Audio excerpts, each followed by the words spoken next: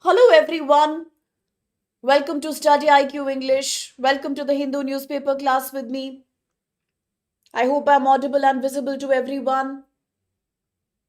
Let's quickly analyze the important UPSC relevant articles from the Hindu newspaper, the New Delhi edition for the day. And before I can show you today's topics, here's a very good morning to Terukula, Rajendra, Prasad, Sitaram, and Limbs, as well as Priyanshu, Prabhav, Rebina, Santosh, Iba. And as other students keep joining us, let's have a look at which articles do we have then to analyze for the day.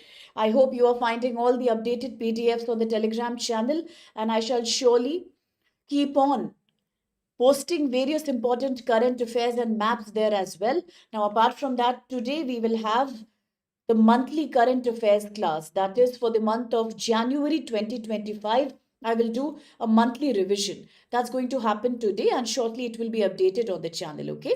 So if you have time, you can surely join in. Otherwise, I'll post the PDF in the Telegram channel itself. So very good morning there.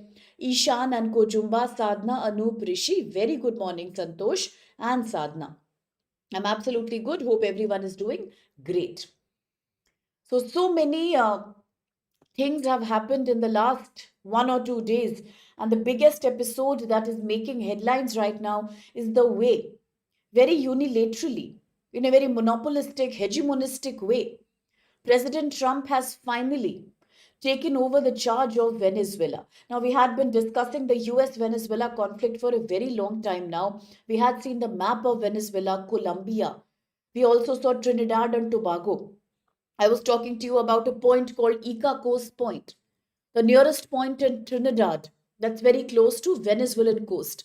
We spoke about Operation Southern Spear. You see, all of that we have witnessed in the news, and then just day before yesterday night, finally America took an action, a military action, and they have captured President Maduro and his wife on charges of narcotic terror. Now, this has sent waves across the world, ripples across the world, because people are nervous now. President Trump said in his first of its own kind media briefing, press conference, that from now onwards, nobody should take me lightly. I will do what I say. But today we are living in a very big worry.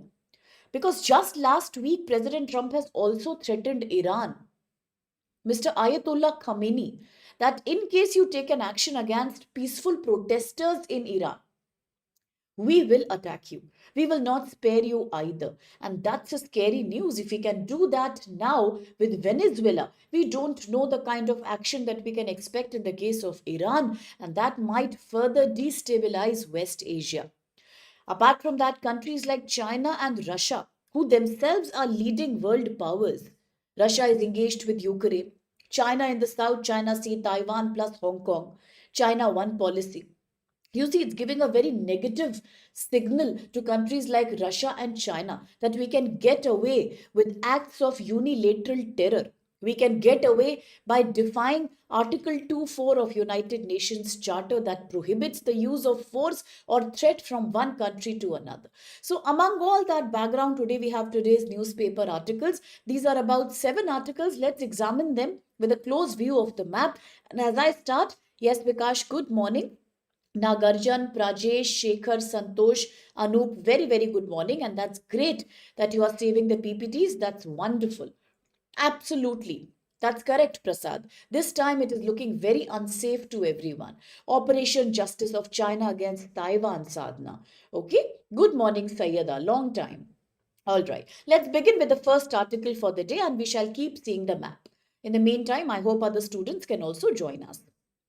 The first article that's coming. Very good morning, Ramu. You have a very long life, my dear. I was about to ask today. I haven't seen Ramu. I am not seeing few other students like Akshay, Akash, and immediately I saw you. Good morning. God bless you. So the first article for the day is editorial page, and it is coming from GS paper 2 and GS paper 3 both. Why GS paper 2? We are looking at international relations between India, China, between US, China, and India and US. Why GS paper 3? We are looking at Chinese economic condition, China's economy. Now, the article says, hubris and caution. China's posture in 2026. But before we start breaking down the article, what do you mean by hubris? Such important words can come in UPSC compulsory language paper B. That's your compulsory English language paper. It's a passing paper, but still you have to get qualifying marks there, about 175 out of 300.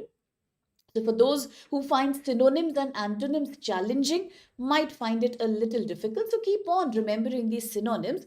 Hubris means a sense of confidence.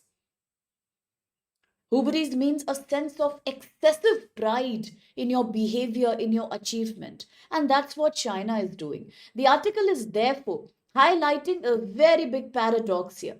Very big paradox. And what is that paradox? The paradox is that although Chinese economy is now not doing very well, Chinese economy is downgrading. There is excessive deflation. China has a lot of capacity for production, mass production. But people in China do not have the similar domestic demand. Therefore, China is only dependent on export as its main income. This is quite opposite to what's happening in India. In India, after President Trump imposed 50% tariff, in India we experienced a lot of export surplus loss, trade deficit.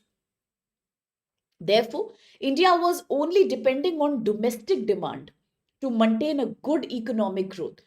Absolutely opposite is China's reality. China has a poor domestic demand, but China only therefore depends on export.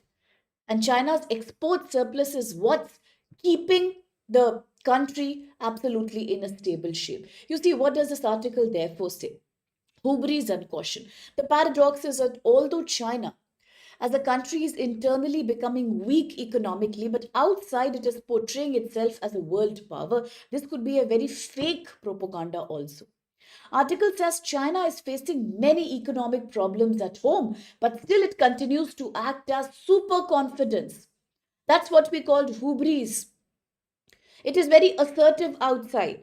Just now, one student had mentioned about Operation or Mission Justice 2025. That's what we are looking at. China is trying to now capture Taiwan. China is now trying to force Hong Kong.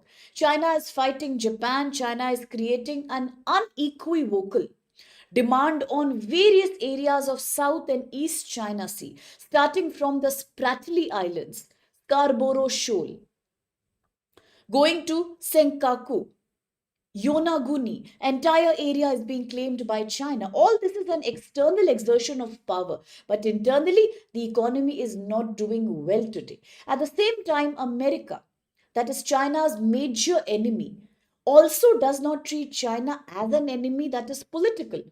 US sees China as an economic competitor, not as an enemy. And that's not a good thing for India as well. Now, you might wonder, why is India coming in the picture? Because India always got a lot of support from America.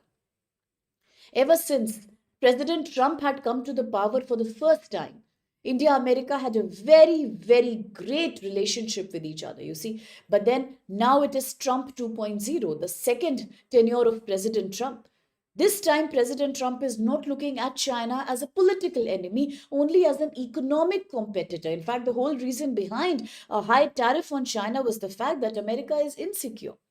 That day we discussed China's GDP is quite high. Now it is capturing a number that's very close to America's own. And that's the reason why America has reasons to worry. As 2026 has started, China is looking externally very confident. But from inside, China is very strained. Economically, China is facing a slowdown. Economically, China has a very poor domestic demand. Now China is forcing people to have more number of children. China has understood that the one child policy was a failure. Chinese economy is becoming old and grey. It's becoming a silver economy. China will not have a manpower. It will have a manpower shortage. All these are worries for China. Property sector in China is also at loss. There is too much investment in real estate. People are not there to buy all that property. Till 2024, China was very worried about the fact that America may not let China rise as an economy. But by mid 2025, China had complete confidence that, as many of you are mentioning here, that China has a complete control over downstream rare earth material, mining, refining, processing. China has a great manufacturing sector capacity, great export surplus. Therefore, all these make China much more advantaged over America. And why is China so confident from outside? From outside, because China's deep relationship with Russia. If China doesn't say anything against Russia in the case of Ukraine war, if China imports cheap oil from Russia, Russia supports China too. Russia never says a word about China's South China and East China Sea politics of monopoly. It never says anything against China versus Taiwan. It never said anything about China versus Hong Kong or China versus Japan, for that matter, even China versus India. Recently, if you remember, there was a news. China had deliberately deliberately investigated an Indian lady passenger who was from Arunachal Pradesh by telling her that why does she have an Indian passport? That's when she was an Indian citizen. But we all know that China doesn't agree to that claim. China believes that a major part of Arunachal Pradesh is a part of South Tibet known as Zangtam. And all this shows that Russia will support China no matter what. And that's the reason China is very confident. Plus, great influence in global South. That's what China has.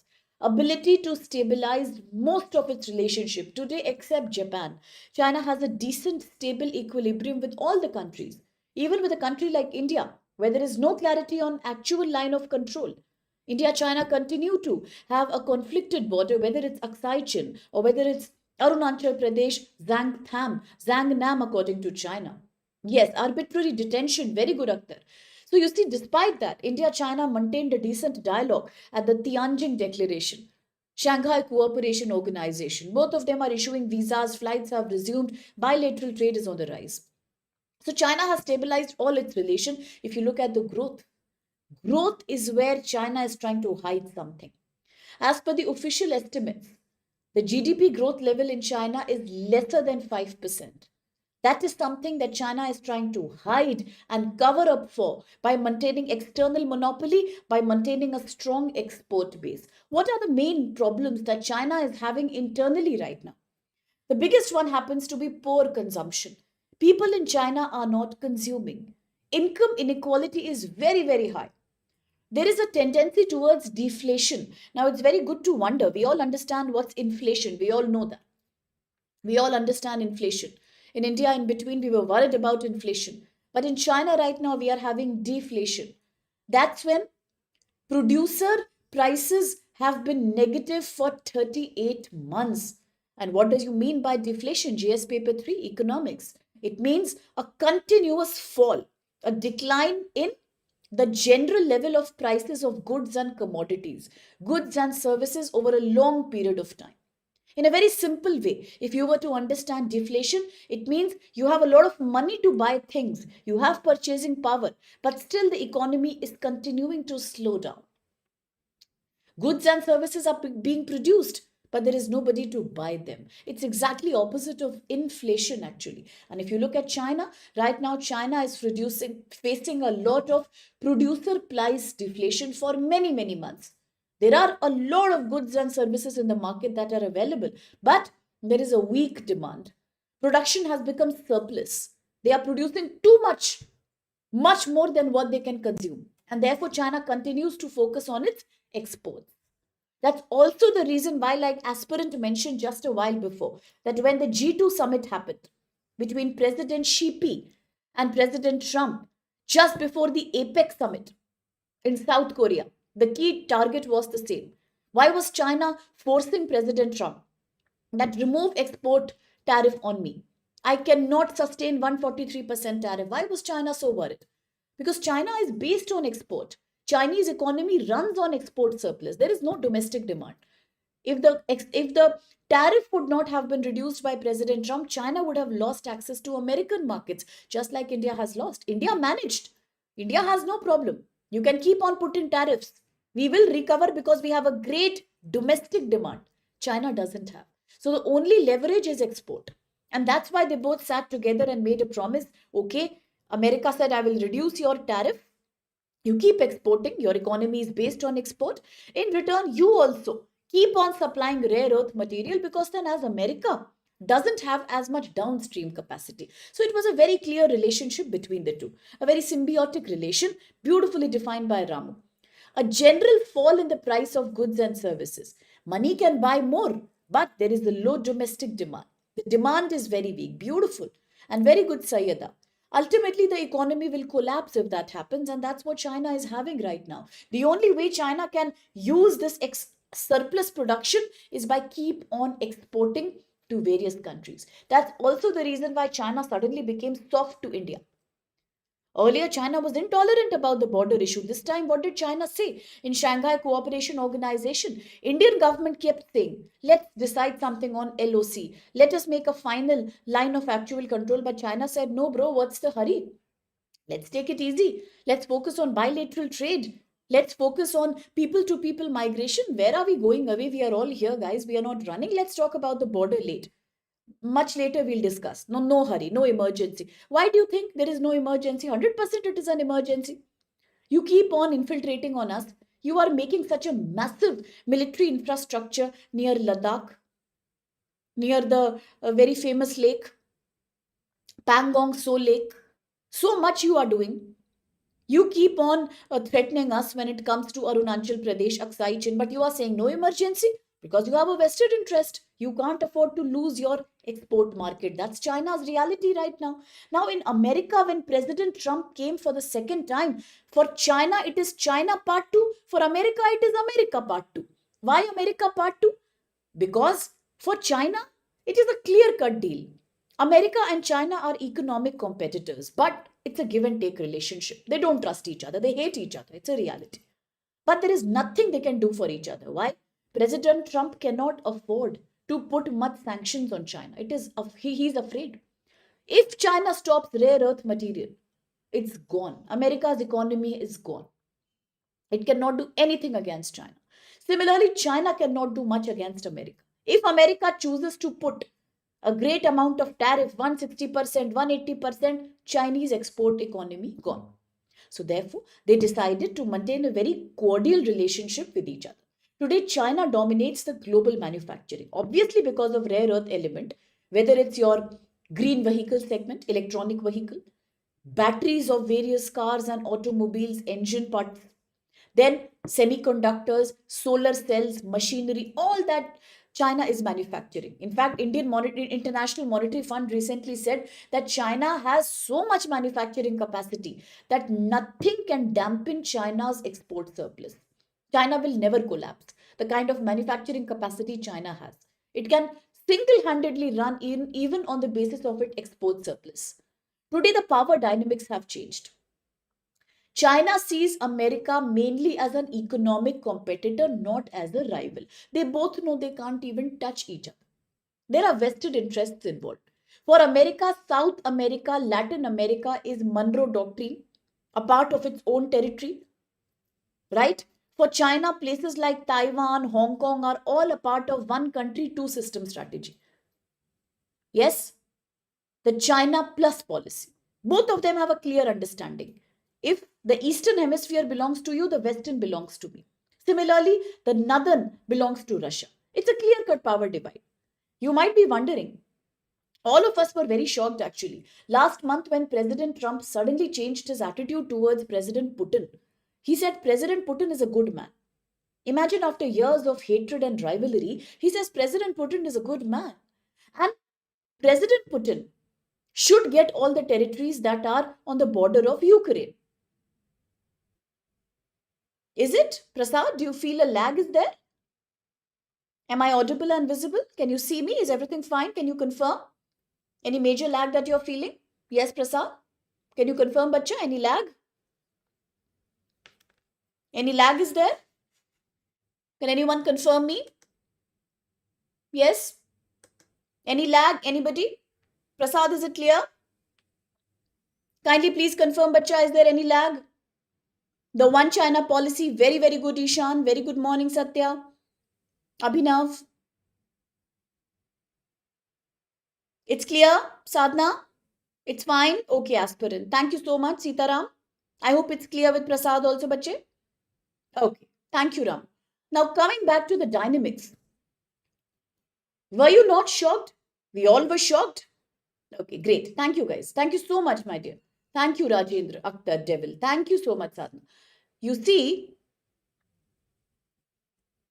you see, when President Trump said that now Ukraine should surrender and NATO has no value, I am not going to support either NATO nor am I going to support Ukraine. In fact, Ukraine will surrender all the territories. Remember the map once again. Ladies, accent or whatever mnemonic that you have made, Vikash, Sitaram, Prasad, Ramu, Kojumba. Yes, remember that. Crimea, Kherson, all of that. He said, go and surrender all of that. Everybody was wondering why this change of heart? Why is he being so soft towards his enemy? Now, did you understand why? It's a very clear cut deal. China monopolizes South China, East China, no problem. Russia monopolizes Ukraine, eastern flank of NATO, no problem. In return, America gets to monopolize entire Caribbean area. Monroe Doctrine reigns supreme. It's a clear cut divide in the world. The Cold War Part 3. Everyone is very clear with what they want. That is the supremacy of few three global world powers right now. Wonderful, Sitaram Kojumba Sadhana. You see, that's the reality now. Now we understood why he was doing like that. He proved his point by capturing Venezuela. Now, what is happening? Indo Pacific is the priority for China. America is not very cautious about it anymore. Earlier, it used to be. Earlier, through Quad, Malabar exercise, great friendship with Japan, Australia, India. President Trump used to say, we cannot let China monopolize Indo-Pacific and Indian Ocean. Today, suddenly, he is not very interested at all. He's much more interested in capturing oil-rich countries like Venezuela. Then his eyes are also on Iran now. That is his new agenda. That means among all the global powers, there is a kind of tacit cooperation and coordination where few take Eastern Hemisphere and the other takes the Western Hemisphere. Does it impact relation with India? Yes, it does in a very big way. Why? Because India had always expected that America will stand by India, at least as a good friend, as a bilateral largest trade partner. In the cases where Pakistan is trying to trouble India, Pahalgam attack. In the cases where China is making intrusions into India, the Zangtam area, Arunachal Pradesh. But unfortunately, America backed out. America did not support. During Operation Sindoor, we were humiliated. President Trump kept on saying both are nuclear powers, India, Pakistan, and I was the one who created peace. I was the one who stopped Operation Sindoor, and India was not valid in highlighting Article 51 of the UN Charter. It wasn't about self defense at all.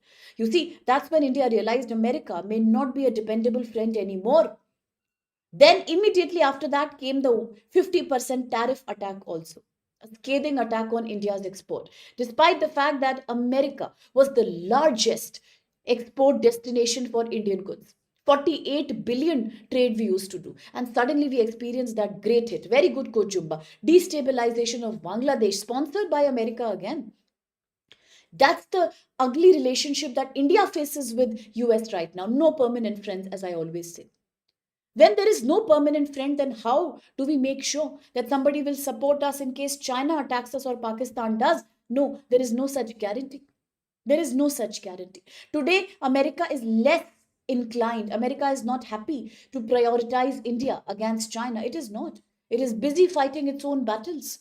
One, in the Western Hemisphere, Caribbean area. Second, as you're saying, Satya, for the Nobel Peace Prize, of course. Third, for just focusing on economic competition versus Russia and China.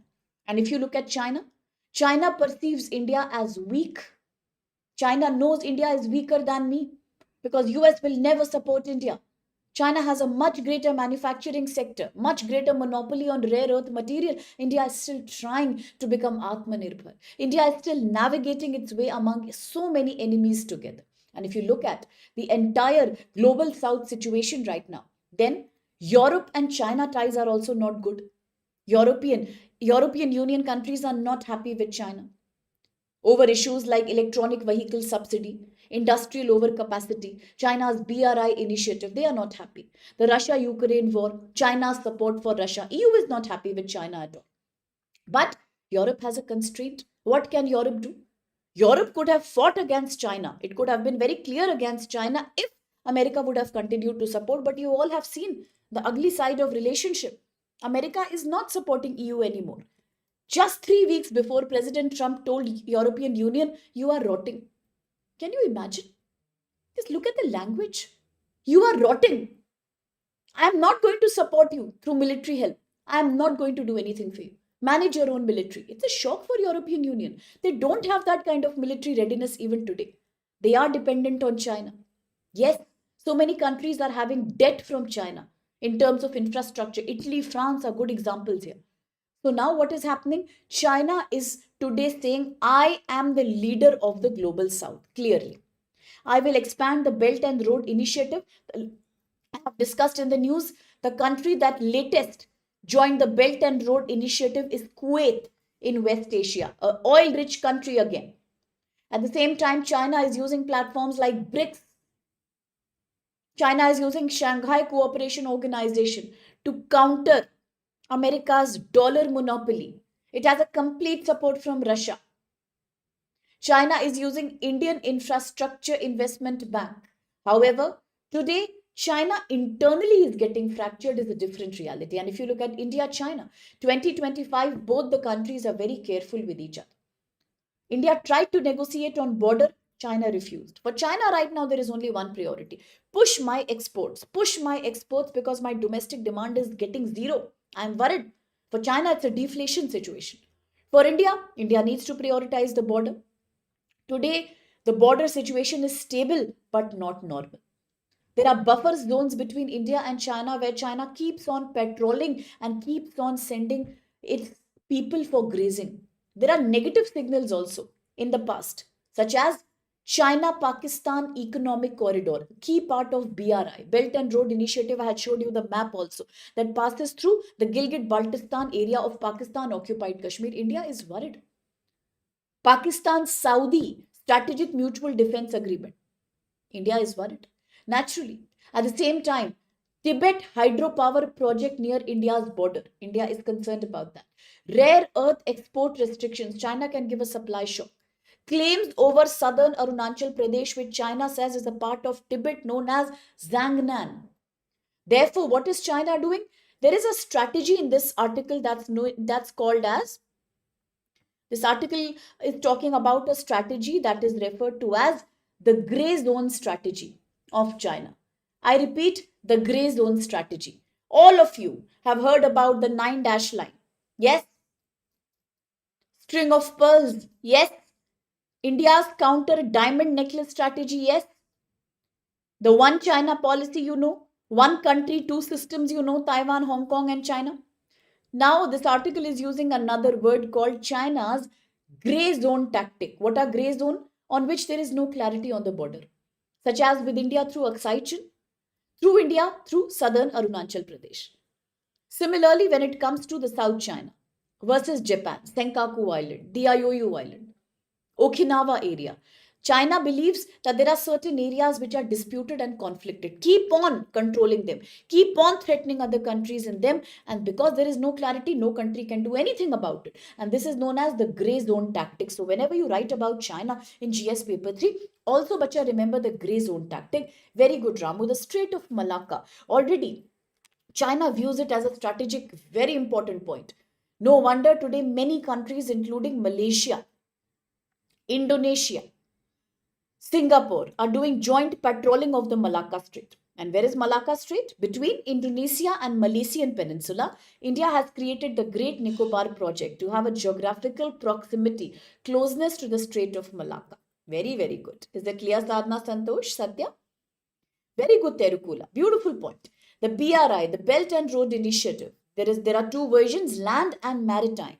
It is also known as the Old Silk Route. And what is India's counteraction to that, bache?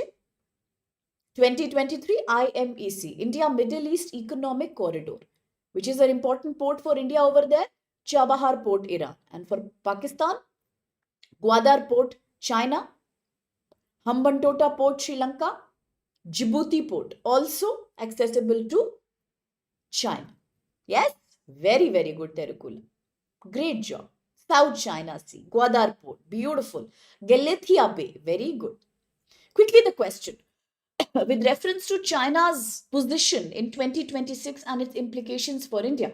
Let's look at these statements here. One, China is facing domestic economic stress, but it continues to show itself as a strategic and diplomatic, confident country outside. Very good, Parna. Second, the recalibration of US China relations. Recalibration, resetting, restructuring has expanded India's strategic space by increasing importance in US Indo Pacific policy. And three, China's current approach towards India combines cautious, careful stabilization with continued use of grey zone tactics along the border.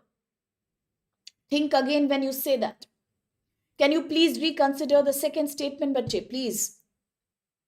Prasad, Parna, Akhtar, Sadhna, Terukula, Santosh are trying to answer. Very good, they've answered yes. But can you reconsider the second statement? Examine the second statement. Let's break it down. The recalibration, the restructuring of US China relation has increased India's strategic space by increasing India's importance in American Indo-Pacific policy. Is America giving too much importance to India in the Indo-Pacific? I clearly told you earlier things were different.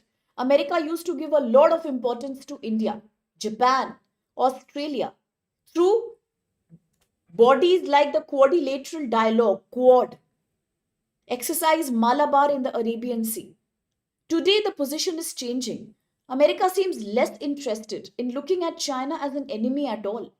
In fact, America has a kind of silent understanding that if China is trying to capture South China and East China and Indo Pacific, it's okay. I will bother more on the Caribbean, Venezuela, Colombia. I will keep on threatening Iran. My focus should be on the oil rich countries. Day before yesterday, when the Venezuelan attack happened, when President Maduro and his wife picked up from their house midnight, there was a very interesting press conference that I was listening to. It was coming on all the channels like BBC, CNN, and Al Jazeera. So clearly, President Trump, from his own mouth, said that that Venezuela is rich. There are too many dollars under the ground. Our duty now is to send private companies and bring all that money. Some money we will take, and some money we will use to help the people of Venezuela. He's very clear right now. America needs money. MAGA, make America great again. You see, India is not getting any space right now. India is not getting any centrality, any importance. It's not getting. In fact, India is feeling very ignored right now. America is no more a good friend. That's why India is insecure about American relationship. So very well answer, Urupam, Eric Kojumba, Parna aspirant, Vikrant, Sadhna, Sumed. I hope it's clear to everyone now. Rajendra, Limbs, Terukula. That's a correct answer, everybody. Very, very good. It is actually C that should be the right answer. The first and the third statement are correct, while the second is not. I will post the PDF. If there's any doubt, I can also explain it again. That's good, Sumit. Okay. Very good. Perfectly answered, everyone. Now, very, very good. The next article is also editorial. So please focus once more. Security camps, the game changer in Maoist flight. We are looking at LWE. What is LWE? What is LWE? Left wing extremism. We are looking at left wing extremism in India, the Maoist extremism, the communist extremism in India. Be very, very clear about the concept. Sayada, Eric, Sadhna. There is a difference between communalism. Communalism, the word given to us in India, expanded by the very famous writer Bipin Chandra. Then there is communism, something that resonates with USSR, China, Marxism, Leninism. In this article, we are looking at communism, the idea that there should be a complete equality. And to achieve that equality, we can use force and do revolutions. For example, the French Revolution, the Bolshevik Revolution. Okay? All right. Coming back to the article, we are talking about the Red Corridor in India. You all understand the Red Corridor, do you? Yes, you do. We have seen this before. Yes, we have Ramu, Sitaram, Vikash, we have Santosh. Did we? Make Venezuela oil great again. That's so creative, Eric. That's so creative of you. Unbelievably creative. Okay. Yes, very good, Kojumba. Now, coming back to the red corridor. What is the red corridor? Red corridor is an area that overlaps many eastern states in India, which are all impacted and influenced by a lot of Marxism, Maoism, communism, right wing extremism. Yes? Okay. You can see a broad depiction on the map. Now, among these, some are severely impacted, like Andhra, Odisha, West Bengal. Some are slightly less impacted. They are all having overlapping influence of Maoist group. But what is this article trying to say? A topic that's important for internal security GS paper 3 and polity and governance GS paper 2. Let's quickly break it down for UPSC. This article is saying today, right now, in 2025, Maoism is declining in India. That's a good news. That's a good news. Maoism is declining in India sharply. Maoist violence has declined by nearly 90% from 2010 to 2025. We have seen a 90% decline in Maoist violence.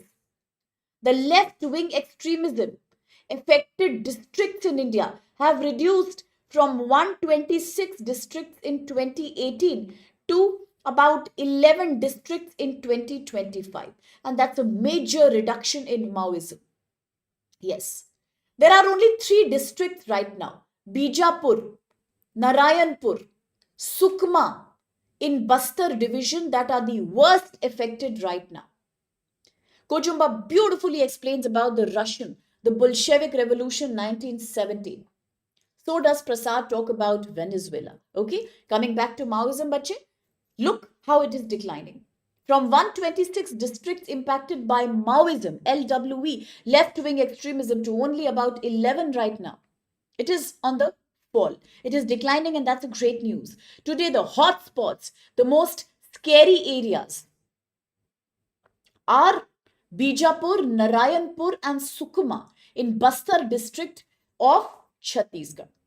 Yes, they are most affected. The article is asking a question.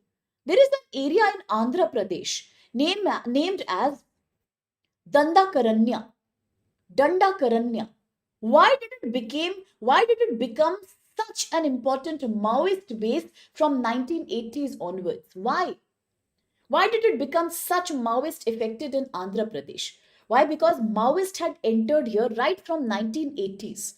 The region had thick forest, rich forest. It had a very difficult, uneven, mountainous terrain.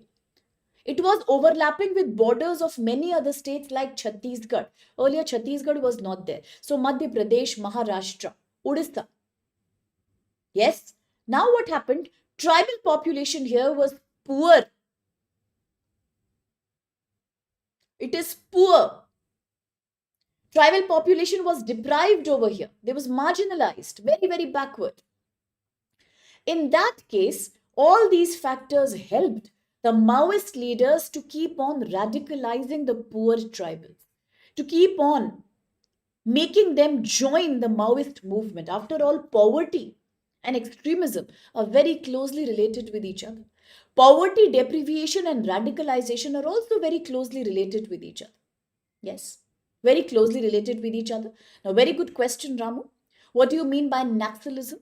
Again, an ideology where people believe in secessionism. Many times I have spoken to you about separatism. There is a clear cut difference. When you do separatism, you are asking for a separate state. It is allowed, it is constitutional. We can make new states from existing ones. Article 2, Article 3, Article 4 Indian Constitution. Example: Uttarakhand, Jharkhand, Chhattisgarh, 2014 Telangana. But we do not, we do not allow secessionism. That's when people start asking for a different country from your own country. That's not allowed because India has sovereignty. We will never allow that. And therefore, movements like Khalistani movement or the Hurriyat movement in Jammu Kashmir earlier, today we look at Naxalism, Kamtapur Liberation Organization KLO, Naxalism, Maoism. All these are movements that are extreme in nature. They say we don't believe in the government at all. The government leads to inequality. We need to create our own parallel government that will ensure complete socialism. There is a very close relationship. Socialism is based on equality. But when it becomes an extreme ideology, when you can use force to achieve that, that becomes then communism, extremism, leftism. And that's what we mean by naxalism. Generally, tribals are a great part of that because they are recruited into these movements. Looking at left wing is any such group that is criticizing the government's policies, maintaining a balance on the government power, and making sure that the government is not too conservative. Right wing typically is more conservative. For example, President Trump and his ideology. The very famous lady from Italy, Miss Meloni. In India, they all often say that the leading parties are also right wing parties. Right wing parties is more of conservative, more of pro culture, very, very jingoistic in nature. That's what people say. Now, left wing is all about trying to make sure there is equality. So, left wing is different. That's a political ideology. But when it becomes too communist in nature, then that's when it starts extremism called as naxalism. Very good. Absolutely. Not separation, bache, secessionism. Not separatism, secessionistic ideology. Separation is okay. We have no problem with separatism. 1956, we did the States Reorganization Act. It started with Odisha pre-independence, first state on linguistic basis. After independence, Andhra. Then the movement continued. 1960, Maharashtra. 66, Punjab, Haryana. Eventually 2000, Uttarakhand, Chhattisgarh, Jharkhand. 2014, Telangana. All this is separatism. It's okay. No problem. We allow that. We will not allow secessionism. Secessionism is when you start asking for a different country altogether. I want a different country from India, outside India. What Khalistani movement is demanding, that we can't allow. No? That's why it is a different scenario. Is it clear? So we are looking at terrorism now. Extremism in the form of naxalism. Yes, this particular area in Andhra, a very famous area known as the Dandakaranya. That's why it became such a big Maoist hub. It had its own parallel system of government. Today, finally, after years of battling, the government has been able to reduce naxalism. Why and how? The game changer was establishing security camps in remote Maoist area. According to this article, it was about creating remote camps. It was about creating security camps. Yeah? Is that clear? Prasad has also explained beautifully. The Naxalwadi village, very good. Naxalwadi, extremism, extreme terrorism based on the ideology of communism. I hope it's clear to everyone. Yes? Ramu, limbs. Okay. Now, coming back, we have been able to reduce this movement because of security camps. And how did security camps help us? They helped us because the Maoist groups also understood that yes, the government is now proactive. Now the government will provide people some welfare so we do not have the opportunity to radicalize people and then they start moving back. With security camps, there is a higher police to population ratio that has also stopped the Maoist terrorists. Then, faster response time. Maoists are losing their freedom to operate in these areas because of increasing police presence. Better intelligence. Because police is proactive, local people are complaining the hideouts of the Maoist leaders. When state gains control, the terrorists then start withdrawing back. Very good, Terukula. Great example. Like in Honduras, the latest leader who's been elected is a great supporter of President Trump. And he's a right-wing leader. That's what President Trump wants for all the Latin American countries. He himself is a right-wing leader, just like Miss Giorgia Meloni.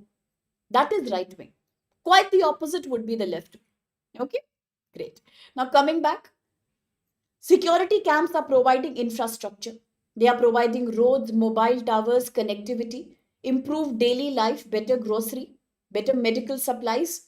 So officials like collectors and tehsildars are now advancing. They are increasingly entering the villages and talking to the people directly. This has reduced the recruitment that Maoist groups used to do. Funding and weapon access has definitely been cut down. There are large scale surrenders going on. There is a neutralization of leaders. Maoist physical presence is now therefore becoming almost zero in most of the earlier red corridor areas, except a few. For example, Bastar right now in Chhattisgarh is still a very important hotspot of Maoism. But there are certain challenges in future. As we are now going back to normalcy, we are reducing Maoist impact. Tribals demand more rights from the government. So far, the tribals were isolated and alienated. Now, as Maoist influence is declining and the tribals are integrating with society, with the government, they want more rights. They want better acknowledgement of their educational, sanitation, medical, infrastructural rights. The government used to first focus on providing security. Now the government will have to focus on providing development first approach. Yes.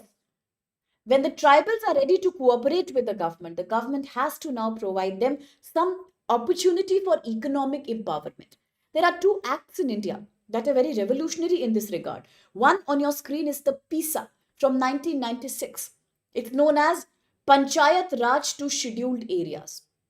We all know what are scheduled areas. There are two schedules in the Constitution of India, the fifth and the sixth schedule.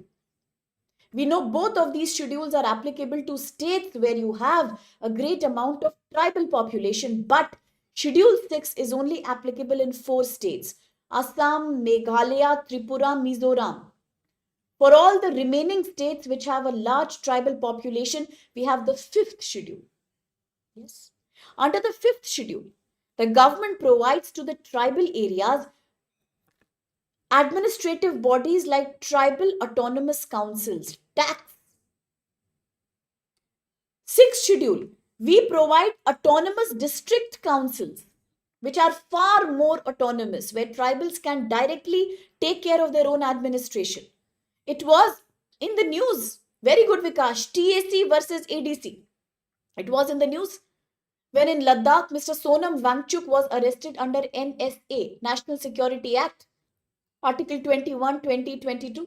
That time, Ladakhi people were asking for statehood or they wanted a place under 6th schedule, but the government refused.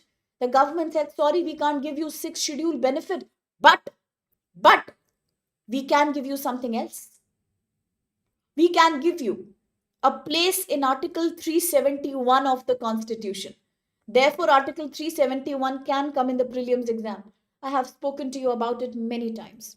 I want every student of mine to remember. Article 371.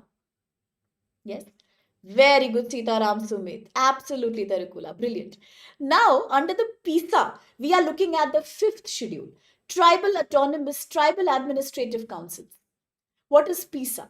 Enacted in 1996, the idea is to give all the various tribal areas the same bodies like Gram Sabha so that they can participate in their own kind of administration. They can take care of their autonomous management, fulfilling their rights. That is the core idea behind self rule for tribals that was enacted in 1996, making panchayat systems even in tribal areas. PISA, very important.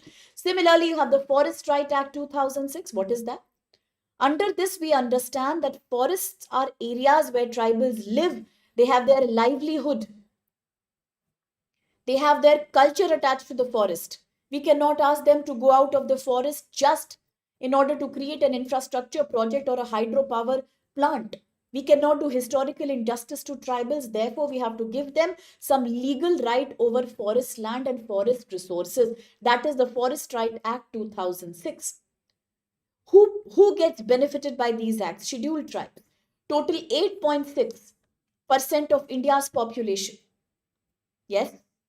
Then forest dwelling communities are also protected through FRA. So very, very good, Kochumba, for raising the issue of Karbi Aklong. It was also in the news recently where the local tribals are asking people from outside, migrants from outside, to leave their area and to leave their own forested lands.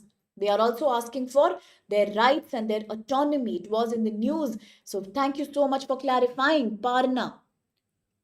And all the beautiful mnemonics coming from Terukula and Vikash and Ramu. Lovely, lovely mnemonics there. So help each other, guys, through mnemonics and please be very clear about these, okay? Now, before I end this article, please understand, as we are taking territories back from the Maoist, It is our duty to provide them infrastructure and economic empowerment. Otherwise, the entire hard work will get wasted. Once we have de radicalized them, now if we do not settle and empower them, once again, re radicalization can start. It is always a threat. If you want to create a long term policy, a long term task force for 2047, along with the Viksit Bharat vision, you have to ensure tribal development. Only then tribals will live a life of peace, respect, and dignity. After all, they are Indian citizens and they have a right to Article 21, right to life and dignity. Yes, that's what the article says.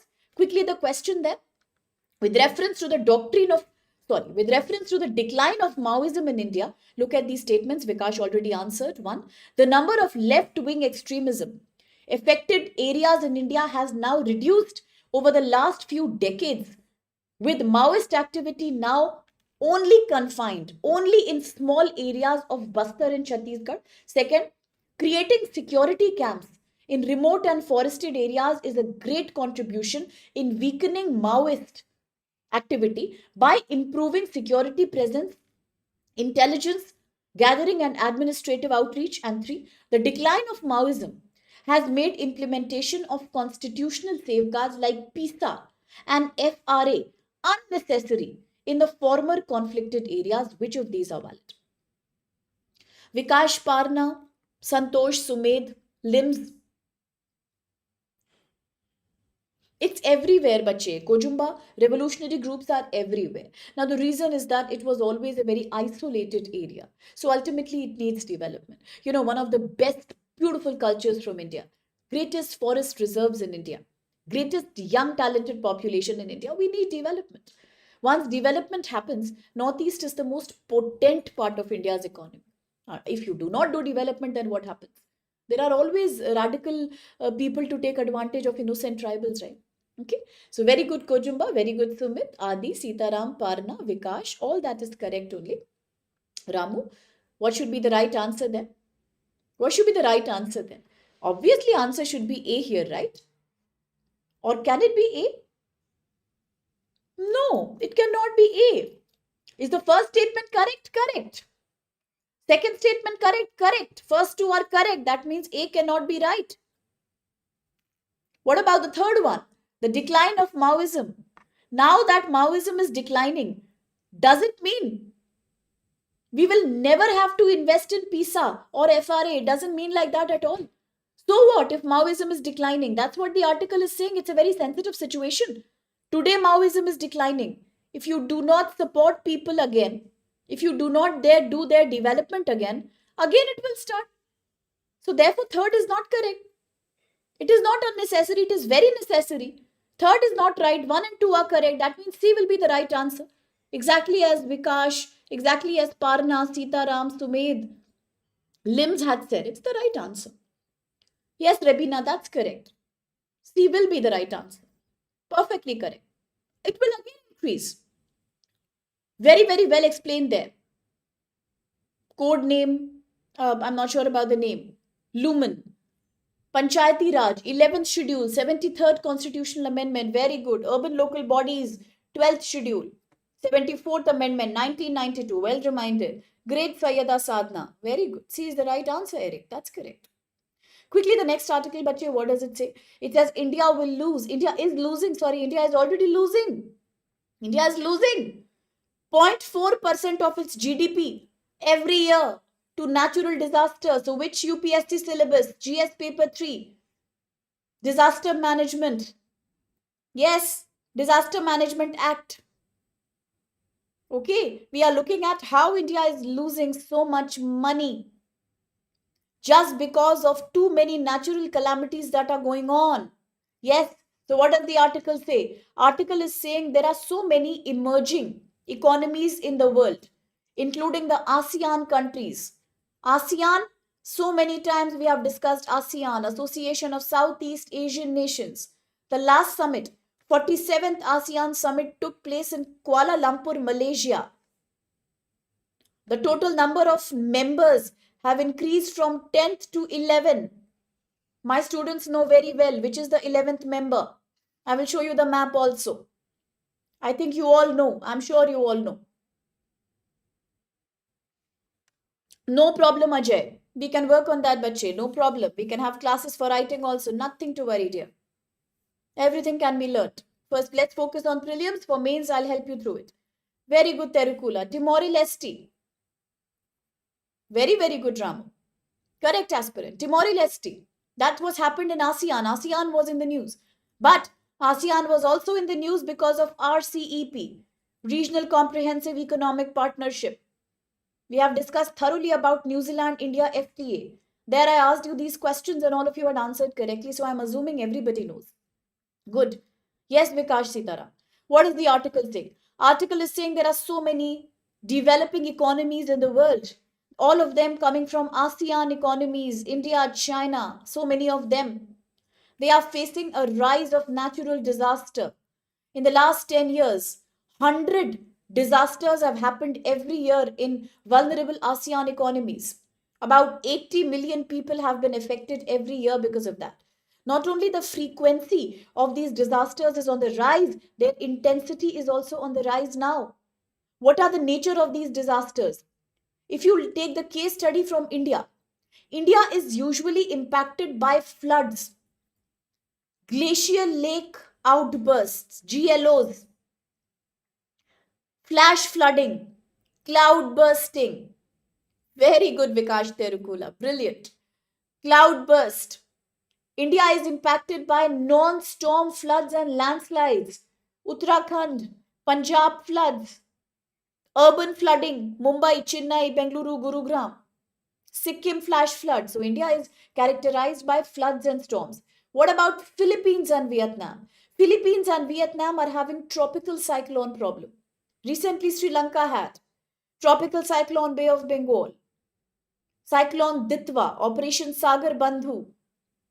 Very good, Vikash. Glacial lake outburst. Very common in India. Philippines, Vietnam, tropical cyclone. China, Indonesia, earthquakes. Severe earthquakes. They are highly, highly sensitive to seismic risk. At the same time, Myanmar. Myanmar, we have discussed thoroughly in the news in the last 2 weeks. Why? Because we have discussed about Myanmar. The 1027 movement by the Three Brother Alliance. Yes, Aung San Suu Kyi, Janta Party, 2021 military coup, China-Myanmar border, the BRI, all of that I have discussed with you. Yes, so Myanmar, why is Myanmar in so much worry? Because Myanmar is characterized by a loss due to meteorological hazards, cyclone, extreme temperature. So that means so many countries right now are experiencing a lack of safety. They are unsafe due to climate disaster. Very good, Vikash, an aspirant, and Terukula. Yes, Myanmar was also in the news because of the Coco Island, where Myanmari Janta allows China to set up naval base very near India's own Andaman Nicobar Island, landfall island. Remember all that, please. Yes, very good, Parna. So that is what I'm discussing. Yes, exactly. All these countries are getting impacted, and what is the loss that we face? The loss that we face is such that it is disaster related economic loss that is only on the rise. If you look at India from 1990 to 2024, average annual disaster has led to 0.04% of GDP loss. We are continuously pumping more money in disaster risk financing.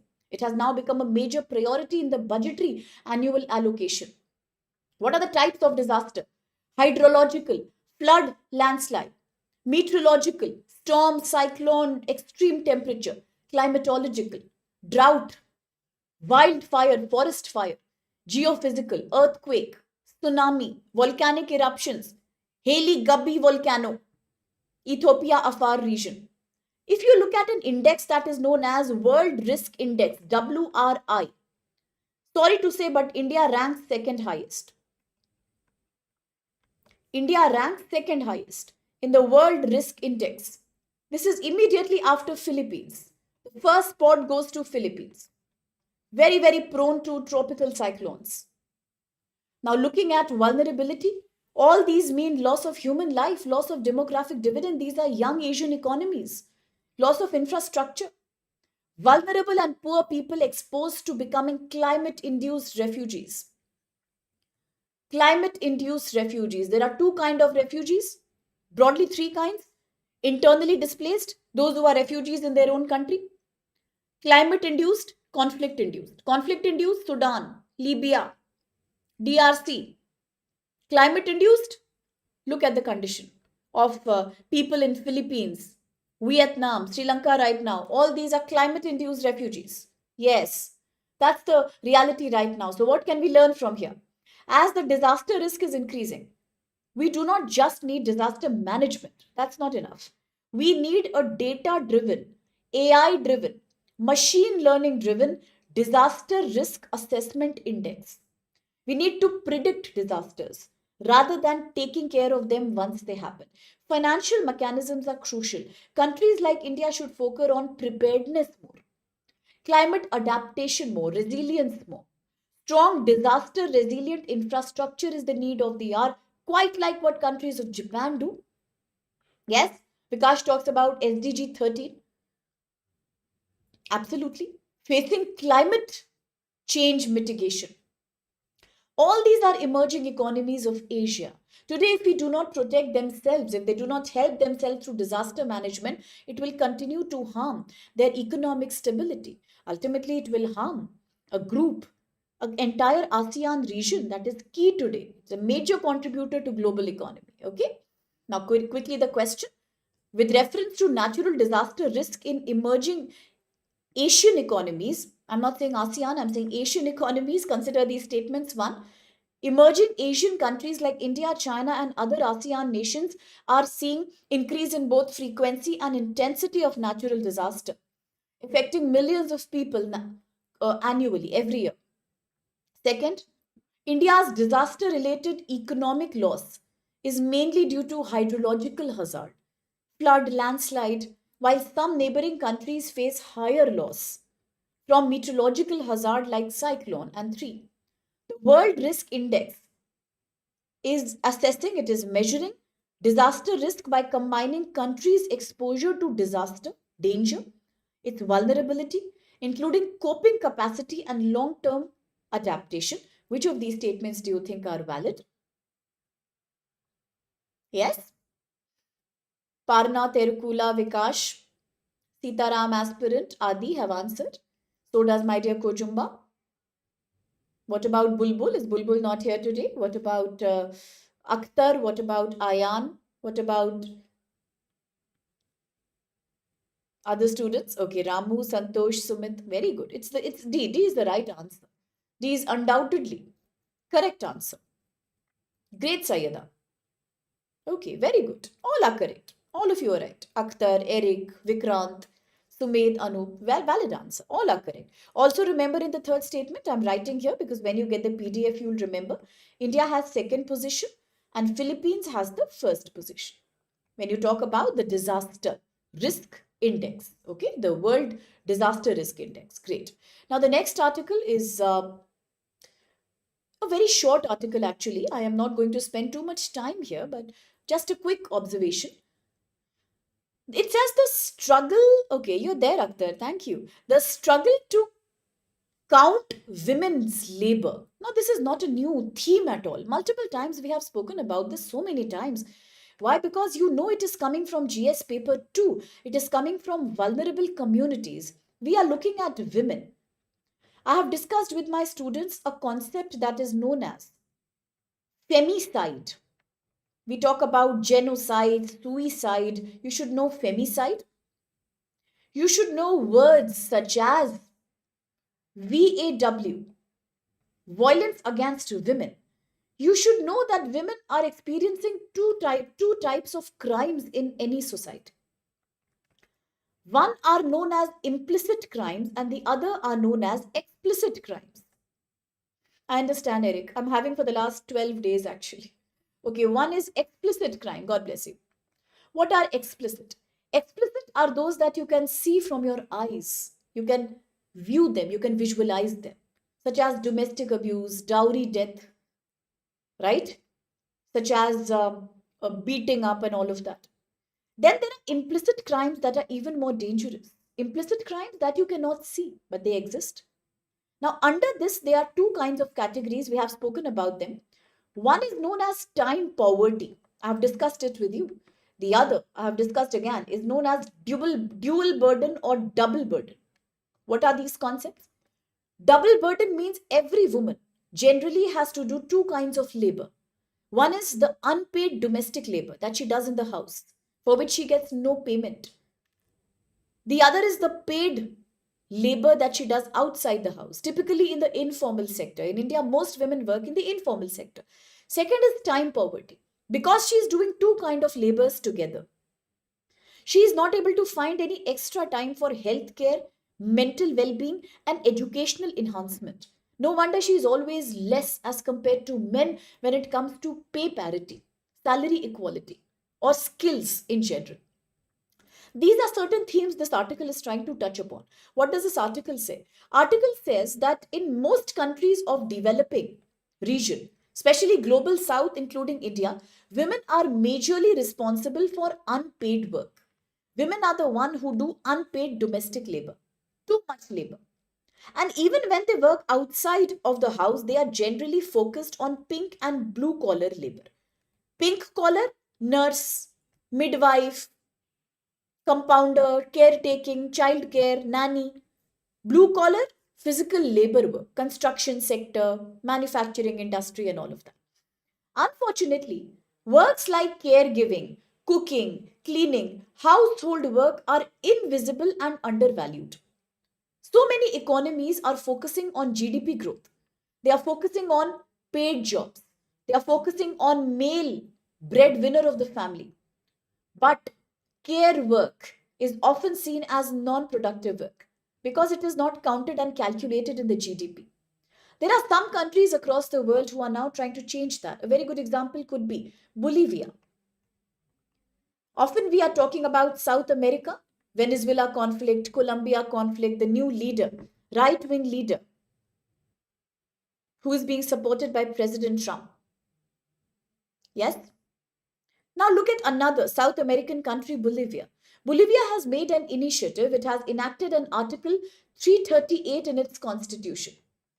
What does it mean? It means that we will recognize work at home as an economic activity that creates value to the people and it provides wealth and well being.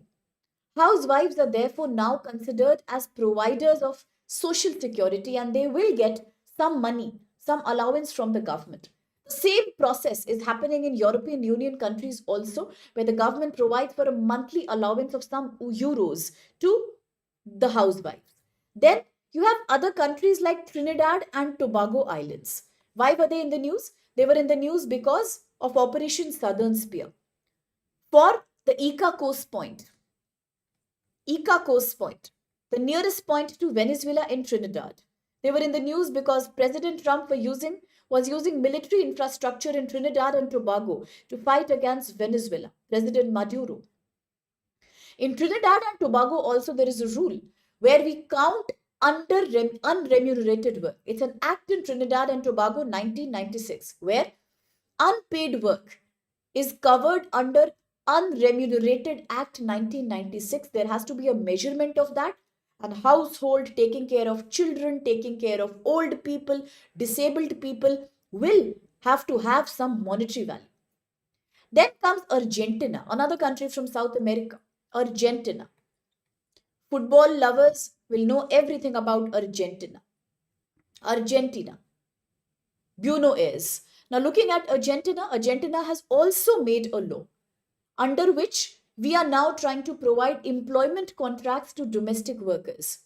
Women will get some pension social welfare credit for all the social security contribution that they are doing in taking care of the dependents of the economy, elderly people, disabled people, and children. But despite the fact that countries like Bolivia, Trinidad, Tobago, Argentina, EU, all these are now trying to push for monetization of unpaid work, women's work. The reality is that there is no law that recognizes mental and emotional labor that women are trying to invest in running the economy. For every breadwinner, for every laborer, For every worker who is a part of the working force, who is a part of the labor force, for every penny that he earns, there is always somebody at home who is responsible for taking care of these people. That means not directly but indirectly, women at home do provide for social security of the economy. If they don't, who will? How will the government finance for taking care of the geriatric population, highest in Kerala? How will the government take care of child well-being? And how will the government take care of the disabled people if women at home don't do that? That means they are making a tremendous contribution. The only problem is it's not monetarily measured.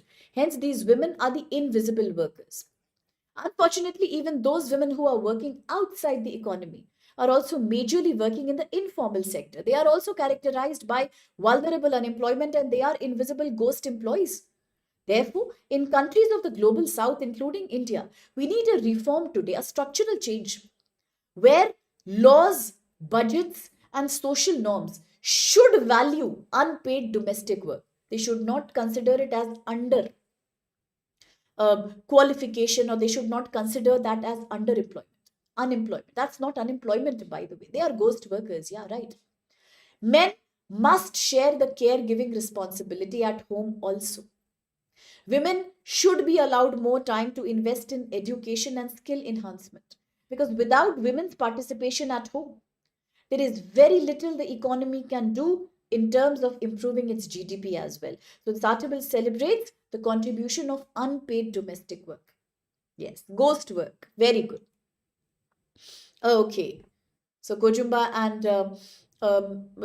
is reminding us of Argentina, of football. Yes, a lot of football fan following is related to Brazil, Argentina, a lot of countries from South America. But we will always get reminded of the Monroe Doctrine if we think about that. Okay. Next article. This article is coming from page number one. Page number one itself, front page article. Obviously, it is a front page headline. We are looking at Venezuela. President Trump has formally captured Venezuela now, a South American country that is a heart shaped country in northern part of Latin America, because President Trump always believes in the Monroe Doctrine that South America is like my garden, it's like my backyard, and I don't want a third country to interfere here. For a long time, many years now, President Trump has been blaming countries like Cuba, countries like Venezuela, countries like Colombia for having failed to take care of their narcotics. Yes, Priyamvada. Yes, Priyanshu. They say that, yeah, I agree, Bache, you're right, but then we cannot help it. Even if he's lying, he has actually done that in reality now. Gone are the days he was conducting military exercise near Venezuela, in Trinidad and Tobago. Gone are the days when he was capturing the oil tankers like Bella 1, Skipper, all of them who were carrying oil from Venezuela. Gone are the days when he used to say all the boats and ships of Venezuela are illegal and they are not classified, they are unclassified under IACS. They are not having insurance paper and they are carrying narcotic. Gone are the days. Today, it's a reality. Very good, Vikash. Skipper Centuries, Bella 1. Today, it's a reality. Venezuela has officially been captured. President Maduro and his wife were picked up from their residence at midnight through a military operation, a covert operation that nobody knew about. And then President Trump comes and gives a very open press conference saying that it was a long pending action. We had given enough chance for him to escape. He never did that. We had warned him that you are ruining the lives of people in Venezuela by using all the oil money into narcotic and drug business of opium and fentanyl and cocaine, but he never listened to us, and therefore it is a much deserved punishment. Today we will manage Venezuela on our own terms, and tomorrow, if needs be, we will also manage Cuba on our own terms. That's what he says. Yes. So what does this article say? Article is saying that President Nicolas Maduro, the president of Venezuela, has been captured by American forces at midnight. It was a military operation that was done without America's Congress approval. That's what American government is saying. That military took its own decision. Military never took the permission from the parliament. Can you believe that? Will we believe that? Yes? Will my students believe that? We can't believe that. But that's what President Trump is saying. That parliamentary approval was not given. It was a military action. Mr. Maduro and his wife have been facing US criminal charges of narco terrorism and conspiracy. Yes. And he and his wife will now face US criminal charges of narco terrorism in America through American law. Venezuela's Supreme Court appointed Vice President Delcy Rodriguez as acting president in place of Mr. Maduro to maintain some kind of peace and to maintain some kind of legitimacy. Now, this new acting president, now after Mr. Maduro, has said that American action is wrong. We must tell Mr. Trump to release Mr. Maduro. But Mr. Trump says, I am warning you, the new vice president, the new de facto president, I'm warning you. If you do not listen, you will face consequences. That's the warning he gave to Miss Rodriguez, the new acting president of Venezuela. Yes, where is the international law, Ajay? Great question. Where is the international law?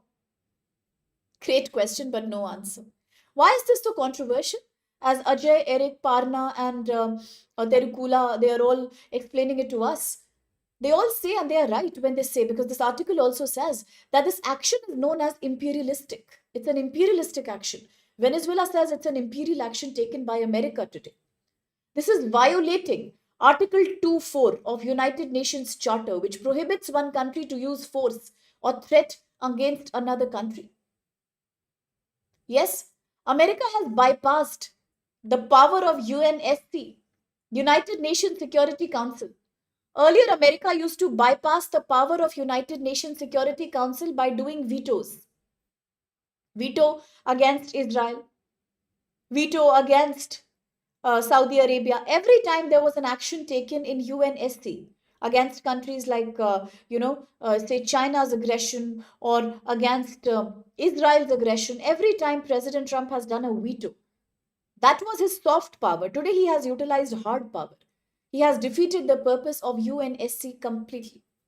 US has become an organization in place of United Nations which can now issue sanctions and take military actions at will. It is acting unilaterally. America's behavior of capturing the oil tankers and conducting secret operation in Caribbean waters are completely illegal, by the way. As per the global law, they are illegal. No permission was taken from United Nations Security Council. Now look at the hypocrisy of global laws. Bacha, listen. When India was conducting Operation Sindoor, India was not attacking any country. India was only attacking NSA, non-state actors of terror, Al-Qaeda, Lashkar-e-Toiba, that are staying and living in Pakistan. India was attacking them. India was not attacking Pakistan. And still America said, you are breaking the protocol. You should have first informed United Nations Security Council, but India had informed. India had informed. America still kept on blaming India that you should have let the United Nations take the action. You should not have taken the action. India kept saying, I'm using Article 51. Hello, it's Article 51, self-defense. You have attacked me. They have attacked me in Pahalgam. My civilians were dying. I'm using Article 51 of UN Charter. Still, President Trump said, no, it's wrong what you are doing. It's wrong. Turkey said it's wrong. It is wrong what you have done. You should not have broken Article 2.4 of United Nations Charter. It is United Nations you should have taken the action today. What if we ask the same question to President Trump? Yes? Sir, what are you doing? Sir, what are you doing? Aren't you breaking Article 2.4 of United Nations Charter yourself? Today, where is UNSC? Today, why did you not wait for United Nations Security Council to take an action? You attacked Venezuela, you captured the president, you provoked. Now, what happens to the international law now? India was being blamed. What about America? Now there is no law. Is that not an institutional global hypocrisy? In the past, America has done the same. What are the real motives of America in Venezuela? All my students understand, we all do. It is three motives by which America has attacked. One, revival of Monroe Doctrine to assert American independence and autonomy over Latin America. Two, to counter China's influence in Latin America, to completely destroy economic relations and trade relations between Latin America and China. President Trump will not tolerate. Mexico, China, Brazil, China deals will not be tolerated by him. No country from South America should have economic dealing with China. Third, and the most important, oil reserves of Venezuela. Venezuela is one of the most oil rich countries in the world. President Trump himself said, we heard it from his own mouth, that there is dollar floating below the land. Let us exploit that. Our companies will go take that oil because Venezuela has proven largest crude oil reserves in the area, attractive to America's business and attractive to MAGA, Make America Great Again. Has America done this before? Many times. Many times. 2003, Iraq. Later, Afghanistan, Syria, attack on Iran, nuclear power plants 2025. All this we have seen before in the world, nothing new. Nothing new is going on. Article is saying it is both a tragedy and a farce. Why tragedy? Because obviously it is a unilateral action that is terror in nature, that is terroristic in nature. It has ruined the reputation of United Nations. Yes. But why is it farce? It is farce because it is also funny in a very strange way. It is all very fake what's going on. In the name of security, what not is America doing right now?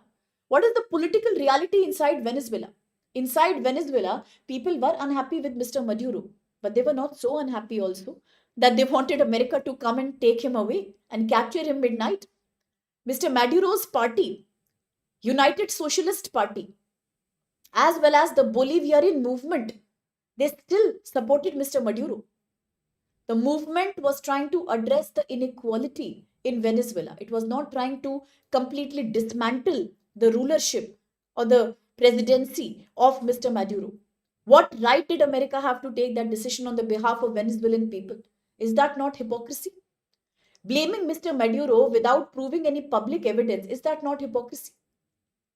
Just few weeks before, listen carefully, just few weeks before, America has released another famous criminal who was convicted of narco terrorism, narco trafficking.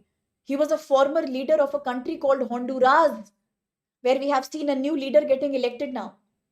From Honduras, a famous leader who was accused of narco drug terrorism was released by America. He was backed and supported by President Trump. Today, the same President Trump is capturing Mr. Maduro on the charges of narco terrorism. It shows the disregard of global international norms, whether it's climate war, whether it's withdrawal from COP30 summit, whether it's withdrawal from Paris Agreement 2015, whether it is abandoning the G20 summit in Africa, Johannesburg, whether it is removing yourself from Gavi International Vaccine Platform, whether it is not financing United Nations security peacekeeping forces, whether it is breaking down the protocols of World Trade Organization, United Nations Security Council, International Monetary Fund. It is a defeat of entire global order. Who will believe in any global order now? I think in reality it is giving a green signal to countries like Russia. Go capture Ukraine. Nobody will say anything.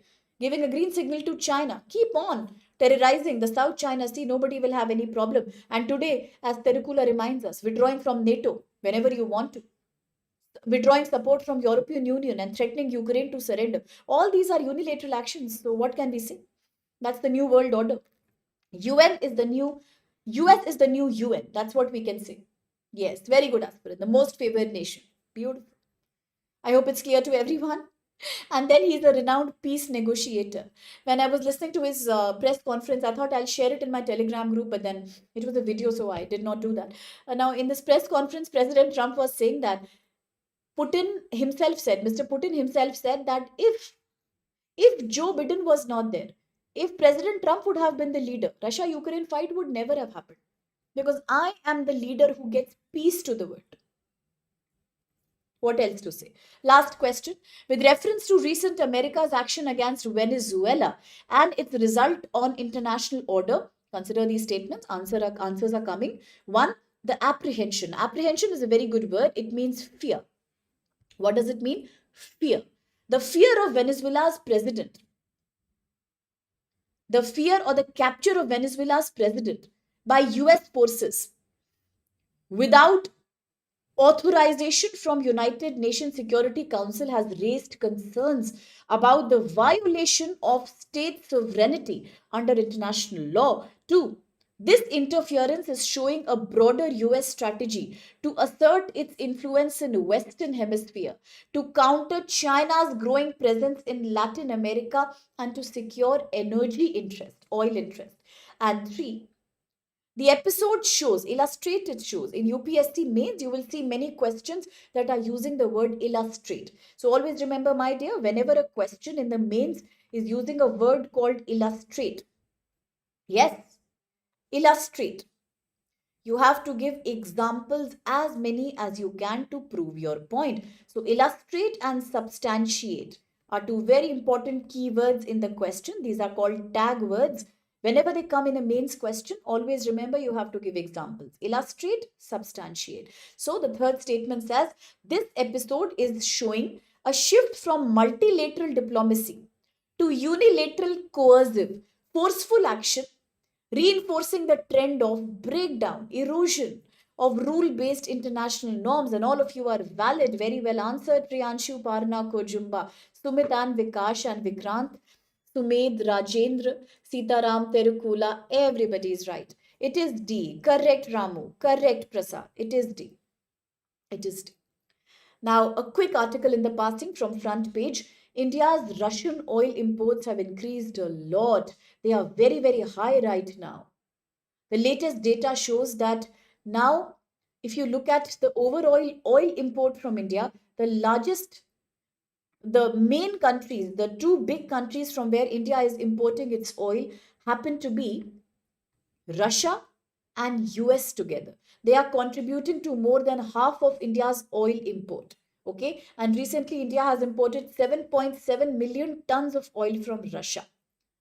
Now, naturally, America is not happy with this. That's in fact, the reason why we were being imposed with 50% tariff initially. But today, the global realities are changing slightly. Rather than fighting once again with India, China over Russian oil, America is focusing upon taking oil, more and more oil from Latin America. Okay, so in the map here, why did I bring the map here? No, I didn't have to, but then I just wanted to show you the location of Ural Mountains.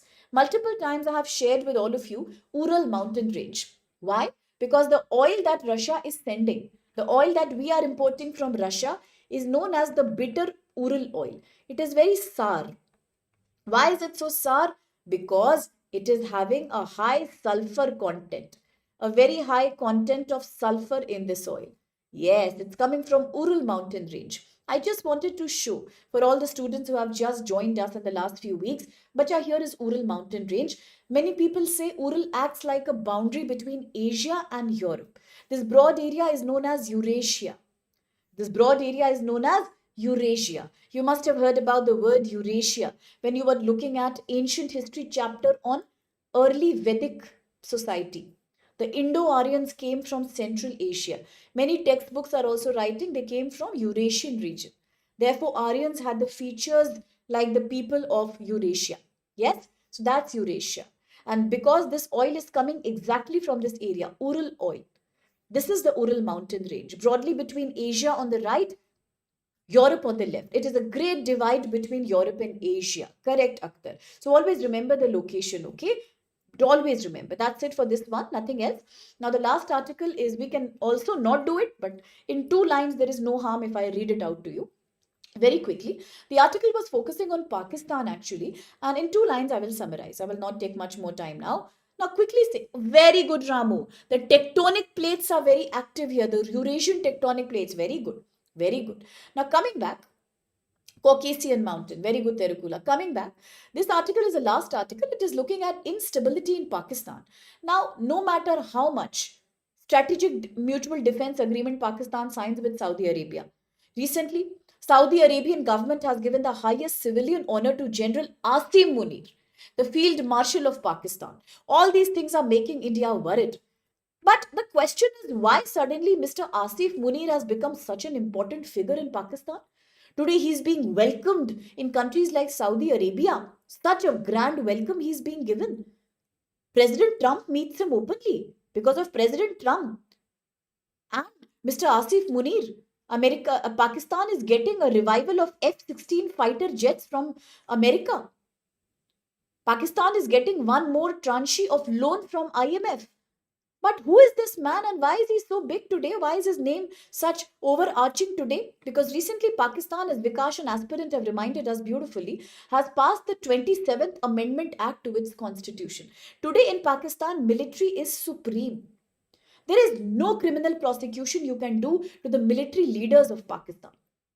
Yes, the reality is Field Marshal Asif Munir was formally appointed as the first Chief of Defense Forces in Pakistan, as he was still serving as Chief of Army Staff.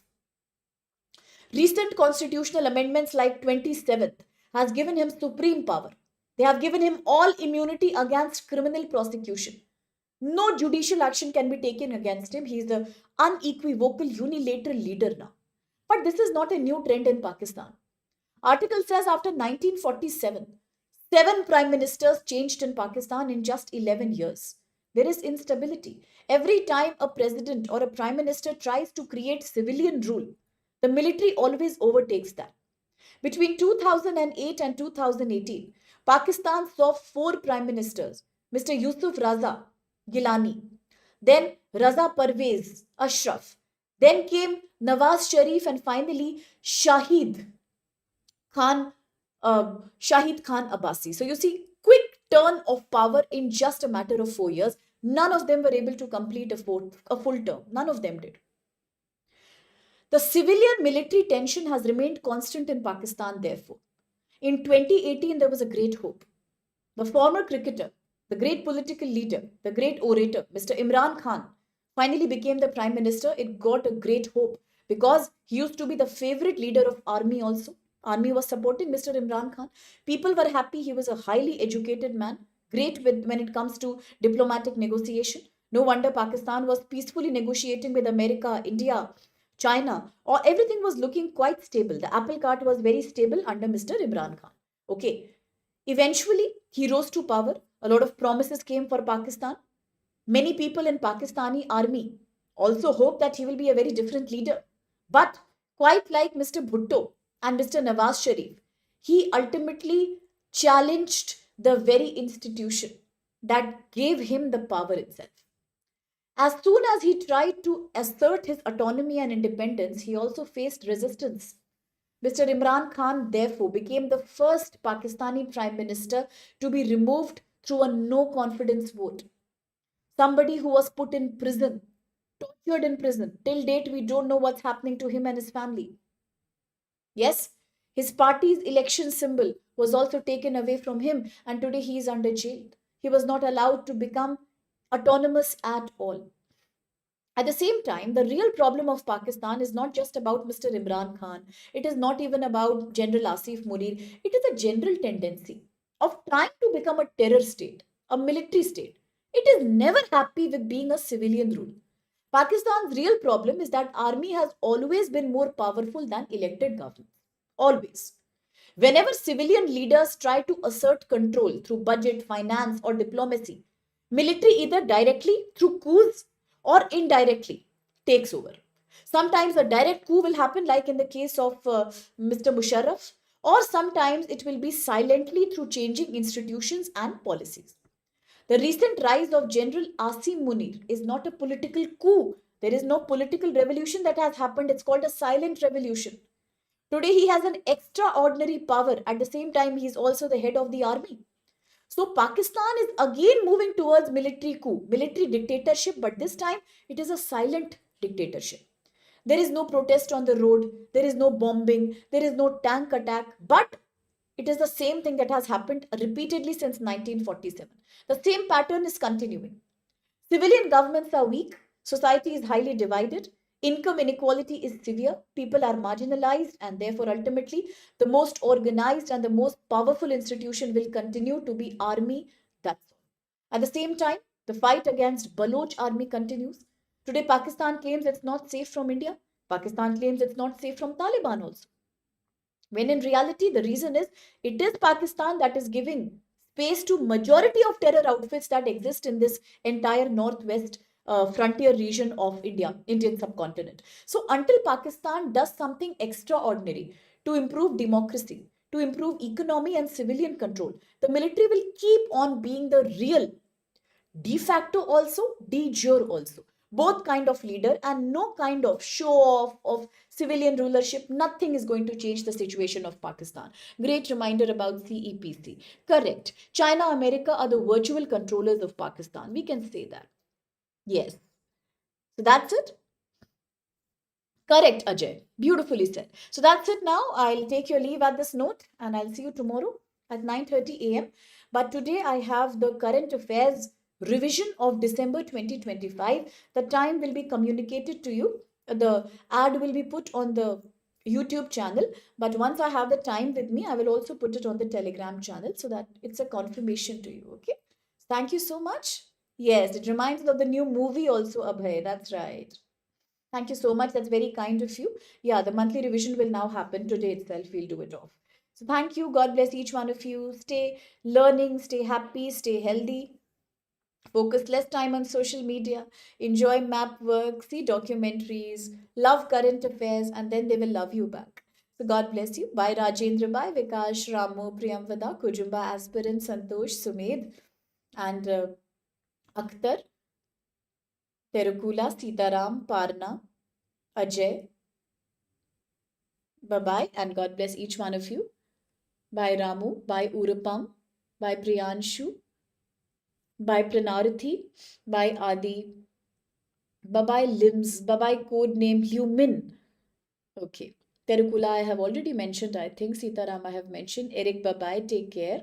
Very interesting comment was made by Eric today. It was very, very, hilarious also. Okay, so Vikash, Joe, Rebina, Sayyada, Rajendra, Sumit, Aspirant, my dear, Golu, Gelu, who else? Sadhana, codename Total, Anoop. That's it, I think. These are all the students. Ajay, Aspirant, Abhay. That's it for the day. Love you so much, each one of you. God bless you.